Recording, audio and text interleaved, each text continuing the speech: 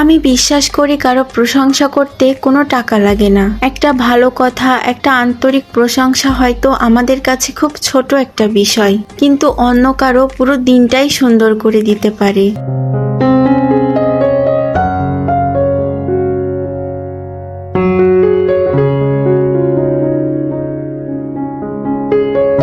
আসসালামু আলাইকুম এভরিওয়ান, আশা করছি সবাই ভালো আছেন। আল্লাহর রহমতে আমিও ভালো আছি। জীবনটা এমনিতেই অনেক ব্যস্ত, অনেক কঠিন, তাই যদি আমার একটা সুন্দর কথা কারো মুখে একটুখানি হাসি এনে দিতে পারে, তাহলে সেটা বলতেই বা দ্বিধা কেন।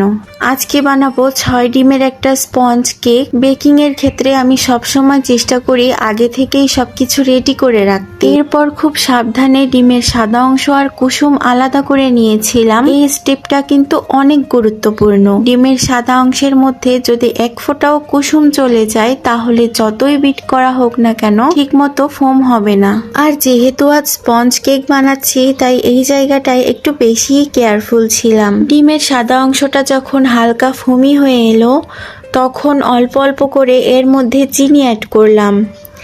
একসাথে চিনি দিয়ে দিলে ফোমটা বসে যেতে পারে, তাই ধীরে ধীরে বিট করে নিয়েছি। এরপর ডিমের কুসুম দিয়ে আবার ভালোভাবে বিট করলাম।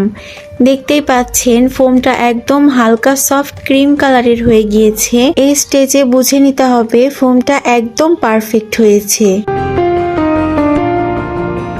এরপর ভ্যানিলা এসেন্স দিয়ে আরেকটু বিট করে নিলাম। আমার বোলটা একটু ছোট হয়ে গিয়েছে, তাই আমি অন্য একটা পাত্রে শুকনো উপকরণগুলা ডিমের ফোমের সাথে মিক্স করে ব্যাটার তৈরি করে নিয়েছিলাম। যেহেতু 2 টিয়ার কেক বানাবো, তাই 8 ইঞ্চি আর 6 ইঞ্চির 2টা মোল্ডে আমি ব্যাটার ভাগ করে নিয়েছি। আন্দাজে না করে আমি স্কেলের সাহায্যে ওজন করে নিয়েছি। ওভেন আগে থেকে 180 ডিগ্রিতে 10 মিনিট প্রিহিট করে রেখেছিলাম। এরপর 170 ডিগ্রিতে কেকগুলা বেক করেছি। ছোট কেকটা প্রায় 20 মিনিটেই হয়ে গিয়েছিল, আর বড় যে কেকটা 25 থেকে 30 মিনিটের মতো সময় লেগেছে। আমার ওভেনে আলহামদুলিল্লাহ বেকিং আইটেমগুলা খুব তাড়াতাড়ি হয়ে যায়। আলহামদুলিল্লাহ কেকগুলো একদম সুন্দরভাবে বেক হয়ে গিয়েছে। সত্যি কথা বলতে ওভেনে কেক বেক হতে দেওয়ার পর একটু টেনশন কাজ করে, যতক্ষণ না মোল্ড আউট করে দেখছি সবকিছু ঠিকঠাকই আছে।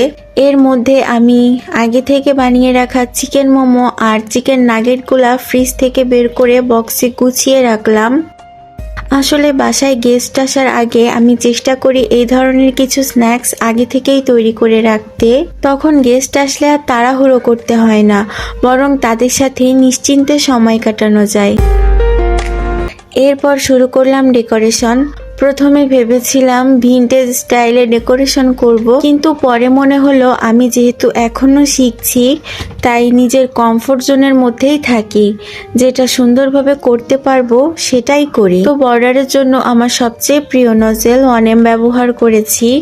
এই নজেল দিয়ে স্টার বর্ডার করলে আমার কাছে খুব বেশি ভালো লাগে।